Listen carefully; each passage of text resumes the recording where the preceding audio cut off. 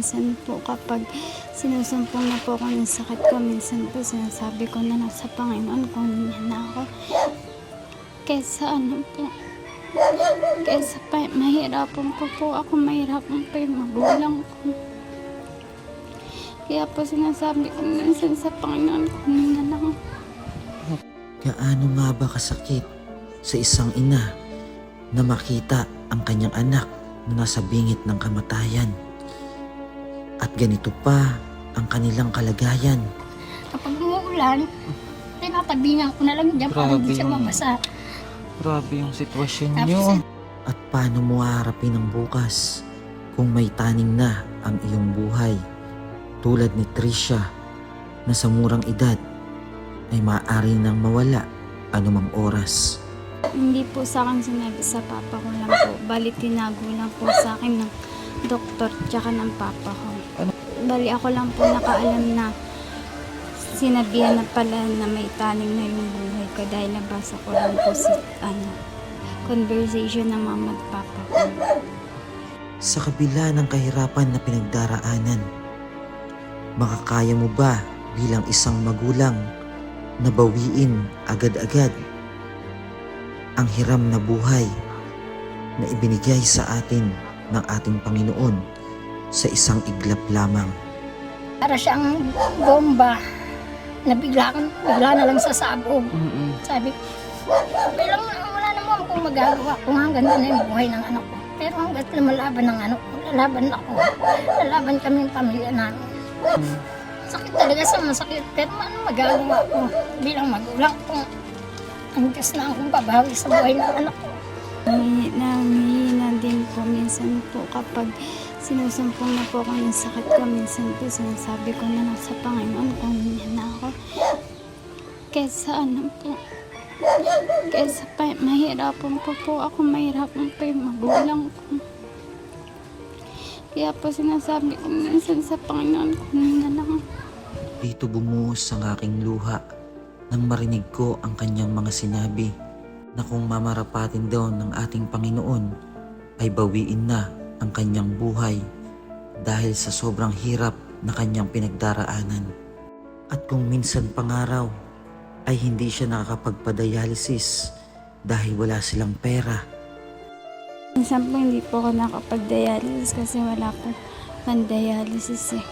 Kaya sana po matulungan niyo po kami. Taos puso po akong nananawagan sa mga kababayan kung may mabubuting loob. Sana po ay matulungan niyo po yung anak ko. Sana pagdugtungan pa yung anak ko. Sana Makasama ko pa po yung anak ko sa kanya. At panoorin po natin ang pagpapatuloy ng kwento ng buhay ni Trisha.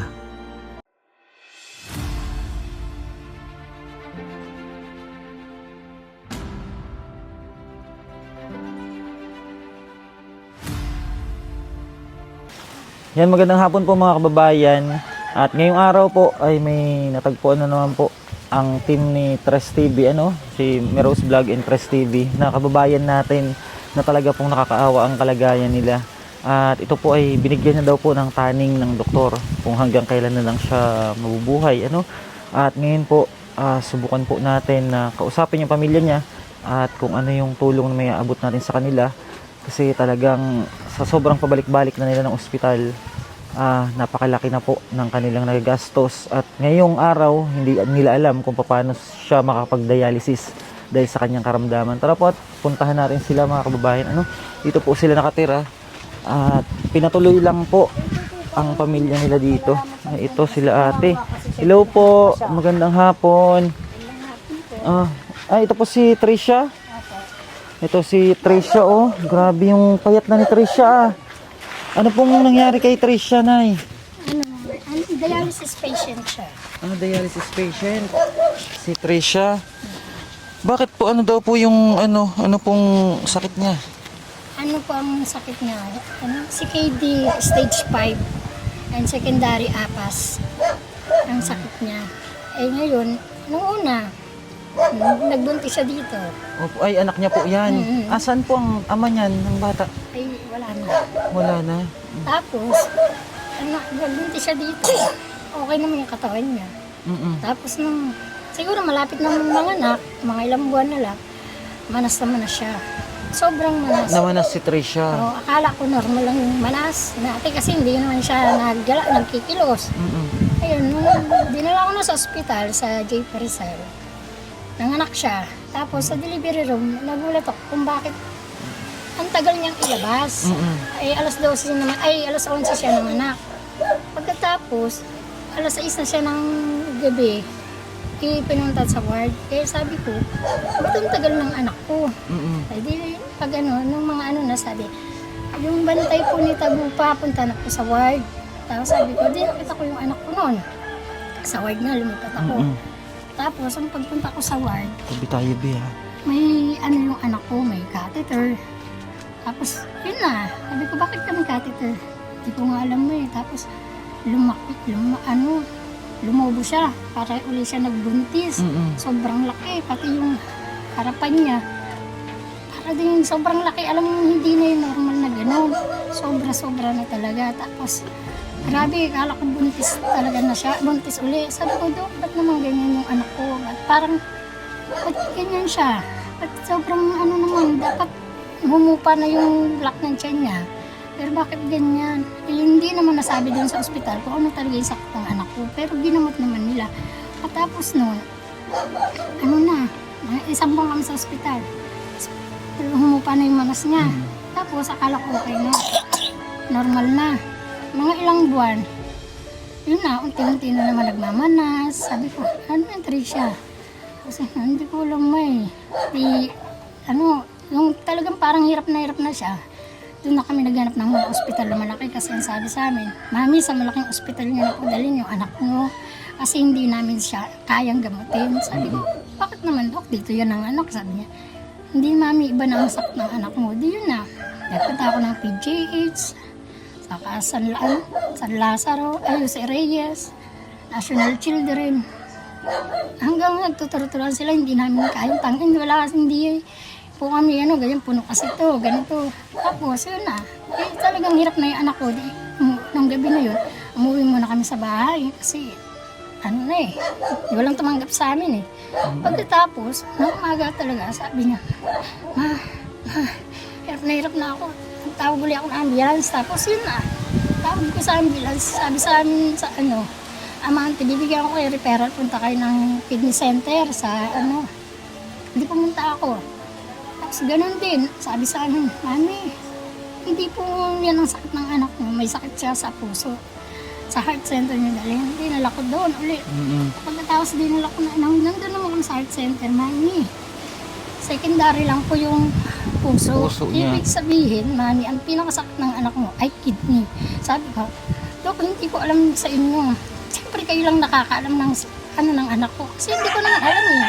Kung doktor din ako, hindi ako magtatanong sa inyo kung saan iba eh. Sabi ko, hirap na yung anak ko. Hindi mo ba nakikita daw? Sabi sa akin. Ilang na po yan na ganyan ate, yung kalagayan niya. Tagal na po ba yan? Tagal na yan. Isang taon Isang na? taon na siya. Ngayon, nung bumalik kami, sabi ko, Nurse, sabi naman ng doktor doon, hindi ko ang kailangan ko kausapin. Ang kailangan ko kausapin ay yung doktor mismo. Tapos yun na, pinausap ako, bakit po? Kasi kidney nga ang sakit ng anak ko. Kasi na, tuloy-tuloy na. Na kami na umami. Sabi ng ng nurse, ay doktor, Mami, iakyat na po namin yung anak nyo. Kailangan na po siya ma-dialysis. Sabi ko, bakit po ita-dialysis? Ano ba yun? Sabi niya, Mami, nilalagyan po yung mga nakita mo sa ER. May mga nakalagay sa leeg na tubo. Sabi ko, ano yun? Siyempre, hindi ko naman alam. Wala pa kayo idea nun? Wala akong idea. Sabi ko, ano ba yun, Dok? Basta, Mami, dialysis. May nilalagay sa leeg na tubo na may lumalabas na dugo. Tapos doon, sabi ko, hindi ko pa yun alam, Dok. Sabi, sige, Mami, kung papayag ka, pumirma ka dito. Ibig sabihin po, malala na yung niya? Kasi na raw dialysis talaga, na emergency, na siya, dialysis. Sabi ko, sige daw, ganyan, nag-dialysis na nga siya. Hindi ko naman alam kung paano. Nakit na, siya, yun na, ako na, nagda-dialysis na siya. Sabi ko, grabe, pala yan, ganyan pala yan. Bali, kayo na lang po ang nabuhay sa kanila. Asan po ang asawa niyo? Nandun po sa labas. sa ano Tapos sa itong anak niya, wala na yung ama, iniwan sila. Oo, hindi pinaano ko na rin kasi problema ko na to. Minsan, ganun din naman siya. Kaya sabi ko, sige na, kung ano, umuwi ka na lang sa inyo. Hindi naman ako nag-ano na, kailangan niya sustento. Wala naman problema kung ayaw niya wala. At saka, bakit po kayo dito nakatira, ate? Nung ano, nakitira kami dun sa, Mm-mm. sa ano ng isang bahay. Eh ngayon, dumating na puno na sila, dumating na yung isang ano namin. Buti may nagpatuloy sa inyo dito, ano? Opo, pinatuloy po kami dito ng isang ano ng hipag ko. Dito na muna daw kami. Kapag umuulan, tinatabingan ko na lang dyan para Grabe hindi siya yung- mabasa. Grabe yung sitwasyon Tapos nyo. itong ano, kata na to, pinapatulog ko lang Baka doon matumba sa, tayo. pinapatulog ko lang to doon sa kapatid ko. Kasi yung kapatid ko rin naman, walang-wala din naman kami. Si Trisha. Trisha, kamusta ka? Ito po, hirap Ang na payat hirap. mo na. Opo. Grabe, tapos nalubo yung tiyan mo. Opo. Ang payat mo na, Trisha. Ilang taon ka na ba? 18 po. Napakabata mo pa. 18 pa lang siya. Tapos ganyan na yung sitwasyon ng ano mo. Grabe ang... Tingnan niyo po ang kamay ni Trisha, oh. Diyos ko. Ang payat. Grabe. Lagi ka mag-pray, Trisha, ha? Ano ba yung madalas na nararamdaman mo? May nasakit sa katawan mo? Minsan po nananakit yung tiyan ko, yung sa puso ko po. Tapos minsan po hindi po na ako nakakahinga. Nahihirapan na po ako huminga minsan. Ano yung dito mo? Ano yan? Ito Butas po yan? yung- opo, ito po yung sa dialysis. Ah, dyan ka din na dialysis. Grabe. Grabe ang kalagayan. At balita ko, may ano na daw po ang buhay ni Trisha. Sinabihan na kayo ng Dr. B?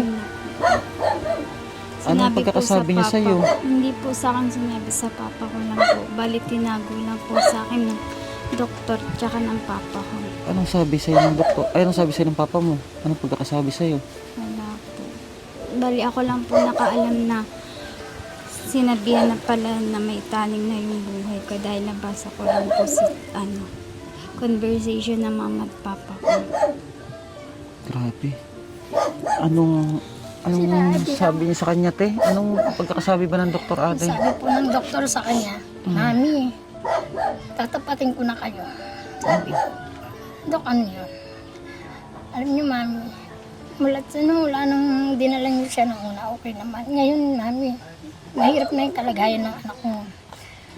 Sabi niya, tinutulungan na lang namin siya gamutin. Pero hanggang doon na lang kami. Pero Mami, di ba tinapat kita kung ano, sabi ko sa Mami, para siyang bomba na bigla na lang sasabog. Sabi ko, wala naman akong magagawa kung hanggang doon na yung buhay ng anak ko. Pero hanggang lumalaban ng anak ko, lalaban ako. Lalaban kami yung pamilya namin. Pero wala akong magagawa kung kukunin na ng Panginoon. Pero sobra yung Ang ano, ano ng anak ko, wala akong magagawa. Sabi ko, napakahirap para sa isang ina na malalaman yung ganun. sakit talaga sa masakit. Pero ano magagawa ko bilang magulang kung ang Diyos na akong pabawi sa buhay ng anak ko. Wala na daw po bang ibang pag-asa, ibang way? Kung kidney transplant, hindi na ba pwede? Pwede naman sa kidney transplant, ang masama lang. Maghanap ka ng donor. Pero matagal din ang processing ng transplant. Sino pinayin sa akin ang ano? Pero kung antimanong may magbibigay ng ano, Hindi rin basta-basta kasi ano pa rin yung kondisyon ng kidney. paano pag ano, yung talagang kailangan niya na yung buhay niya na yung kailangan isagip, hindi pa rin daw ganun kadali yung pagpaprocess. Hindi ganun. Kasi marami din nakapila. Hindi basta-basta. Eh ano, hintay na lang na ano, Wala. Talagang ano. Wala kami magagawa. Marami nang ari kaming kasama. halimbawa may gusto mag-donate sa kanya ng kidney, Kahit may gusto, titingnan muna ano muna Iko-condition nila yung pa check rin. nila yung kidney ng tao, kung mag-match o ano, kung malutsog pa. Maraming ano, process. Maraming processing na ano, tapos siya rin itatas din siya kung paano, kung ano nila. kaya Diyos ko, hindi ako makapagsalita sa ano, kalagayan mo, Trisha. Hindi ko alam kung paano mo hinaharap yung ganitong pagsubok sa buhay mo. Anong pakiramdam mo na ganun yung mga nalalaman mo? Siyempre, di ba, kung ako, panghihinaan na ako ng loob, ikaw, anong nararamdaman mo? Nangihina din po minsan po kapag sinusumpong na po ako ng sakit ko. Minsan po sinasabi ko na lang sa Panginoon kung niya na ako. Kesa ano po, kesa pa, mahirapan po ako, mahirapan pa yung magulang ko. Kaya po sinasabi ko minsan sa Panginoon kung niya na lang. Napaka mo, Tricia. Napakatindi ng dibdib mo. Grabe. Minsan, Grabe yung niya, mga kababayan. Grabe yung tibay ng loob niya. Na siya na mismo yung nagsabi na kunin na lang siya. Para lang di mahirapan yung magulang niya. Tapos yung pamilya niya. Tricia, manalangin ka kay God, ha? At walang imposible pag si God yung kumilos, ha? Wag mong isusuko yung buhay. Lumaban ka, andyan yung mga magulang mo, nalaban sila para sa iyo. Kaya lumaban ka rin. Grabe, nakakaiyak ko dito. Papaiyak ako sa kwento mo.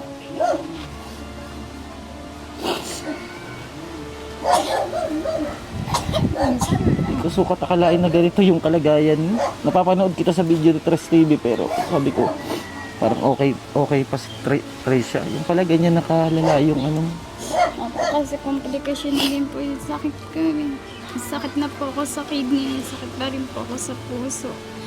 Pati na rin po yung atay ko. naapektuhan na. Kaya nalaki na yung tiyan mo.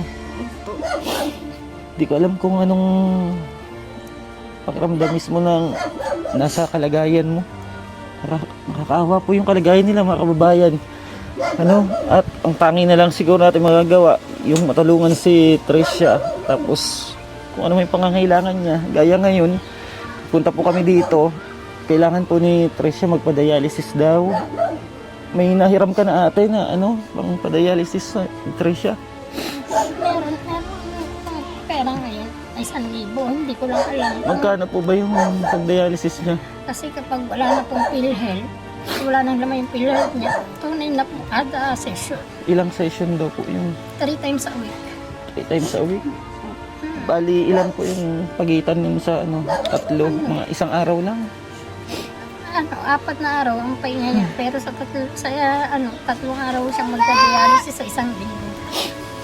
Sige. Yan, minsan yan. Ngayon, kulang yung pera nyo. Dialysis. Hindi ko lang po alam sa ngayon kung magkano ang dialysis niya. Kasi kapag nataris na po sa dialysis na wala nang laman. Bali ngayon, kailangan yung magpa-dialysis. Sige po, samahan na lang namin kayo. Gamitin natin yung sakyan para mahatid namin kayo doon. Tricia, magpakatatag ka, ha? Tibayan mo yung loob mo, ha? At yung mga nangyayari sa buhay mo, ipagpasa Diyos mo lahat. Ha? Siya lang ang nakakaalam ng lahat, Kung bibigyan pa niya tayo ng buhay, kung babawiin niya na. Pero lumaban ka, huwag kang susuko, ha? Tibayan mo yung loob mo, napakapayat mo. Sobra, dati po hindi siya ganyan kapayat, Nay. Maganda siya noon, makinis ang balat. Magandang niya. Hindi naman yung mataba, tama lang katawan, basta magandang mga balat niya. 18 years old, tapos ganyan na yung kalagayan niya. Tapos may namatay pa ako ng bunso ko, 14 years old. Bali, Nay, may mga nanonood sa atin. Baka matulungan nila tayo na yan. Sabihin mo sa kanila, Nay. Tapos puso ko kung nananawagan sa mga kababayan kung may mabubuting loob. Sana po ay matulungan niyo po yung anak ko sa kanyang pandialysis kasi sa ngayon hindi ako makapaghanap buhay. Wala akong puhunan na namimili ako ng buhok. Pero ngayon wala akong puhunan pambili ng buhok. Kaya hindi ako makapaghanap buhay. Ang papa naman niya instruction minsan meron, minsan wala. Pagka na kailangan magpadyak para sa pandialysis niya. Grabe. Ganun na lang ang gagawin. Kaya lang, siyempre sa padyak kasi yung pagkain pa namin.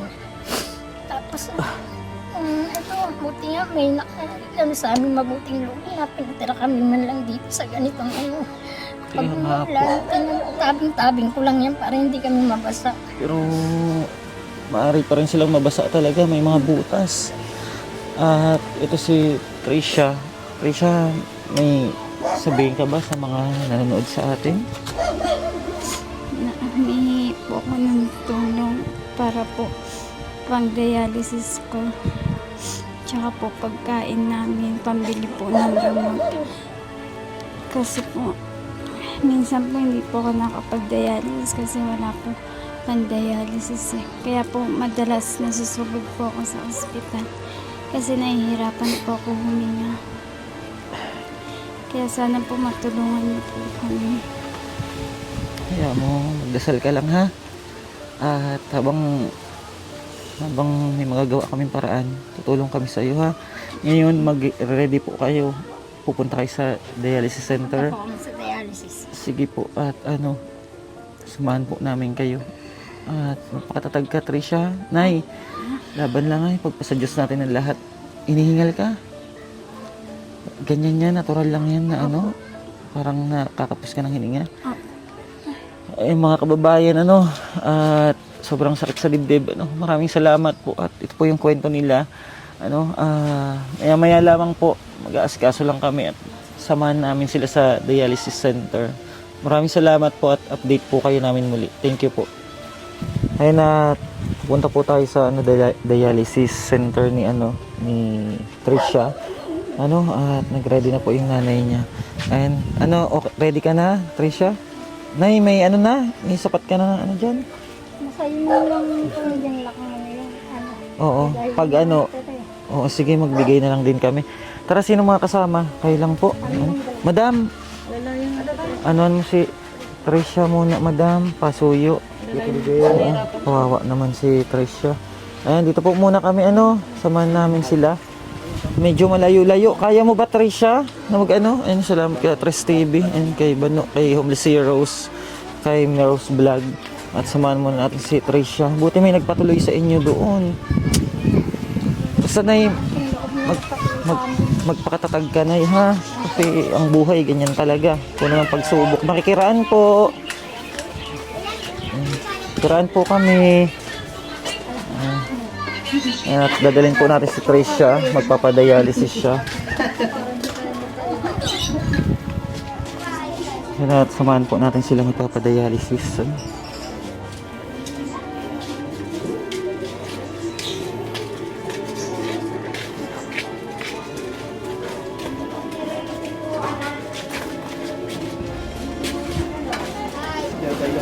Ayan na, grabe yung kalagayan ni Trisha. Napaluha ako kanina, grabe. At samahan po natin sila, magpapadialysis. At grabe yung binagsak na ng katawan.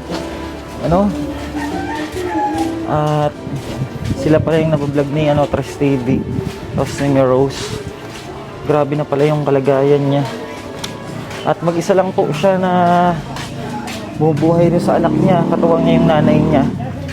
Dahil wala na pala yung asawa niya.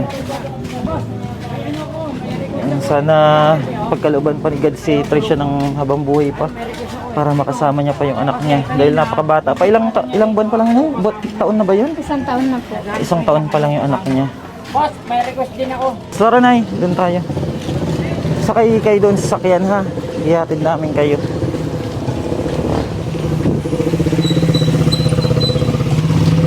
Hanggang paalalayan kay Trisha ha. Kung makasakay doon sa sakyan.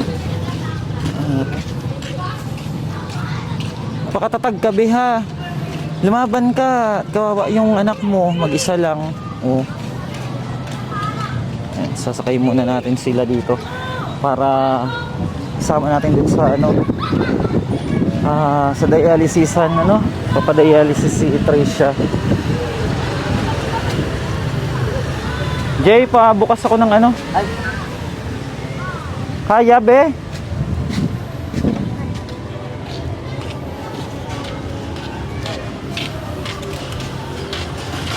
Sakay ka na dyan, be. Paupuin mo siya, madam. Dito na lang sila, madam, sa likuran ng pangalawang upuan. Yan.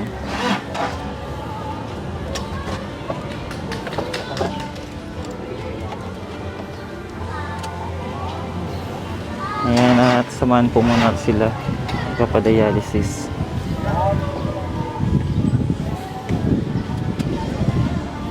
Maano kasi ito, pag hinihilam,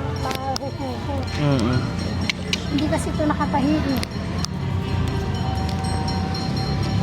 Sabi Sabi mo sana sa mag-ano sa'yo. Ingatan yan.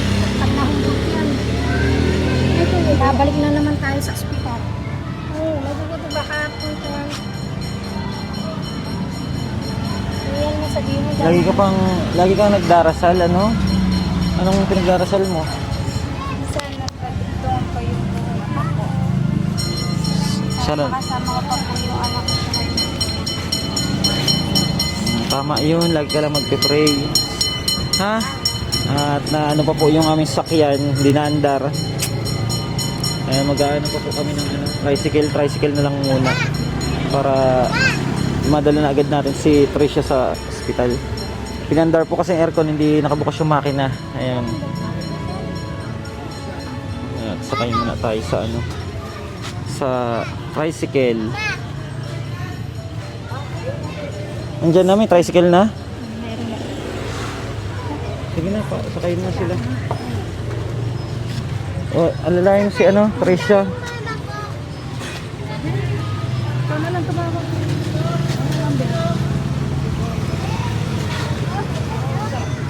Samahan mo natin, Shell. Oo, teka lang, may kunin ko lang number ng nanay. Ayan, at samahan po muna namin sila, Tricia. Ayan po, naka-tricycle kami ni Madam kasi may problema po yung sakyan. Kaya tricycle na lang muna. At kasama na sila Tricia nandun sa loob. Papunta po kami ng doon sa pagka-dialysisan ni Tricia. Ayan, update po namin kayo mga kababayan. Maraming salamat po muli. Dito pala siya pa-dialysis. Oo. Saan sa kabila? Doon sa kabila. Doon, ayun, sa PhilHealth. Ay, TMS Dialysis Center. No?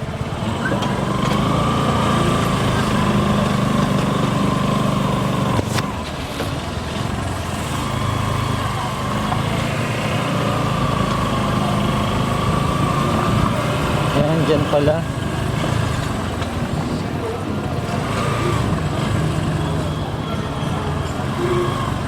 Dito lang?